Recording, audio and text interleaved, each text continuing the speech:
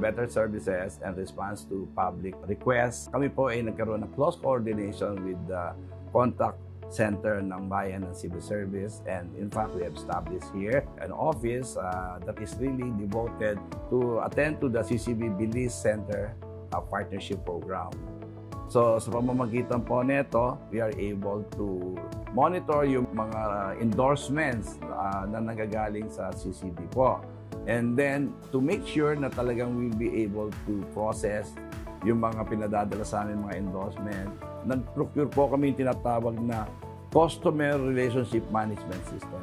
Ginagamit po ito ng marami naming mga call center agents dito sa SSS para mabilisan tugunan yung mga endorsement na nanggagaling sa civil service. Bukod dyan, meron kaming tinatawag na SSS Usap Tayo portal. Isa po itong medium sa social media na pwede makipag-ugnayan yung mga tao at masabi nila yung mga concerns and issues nila sa SSS.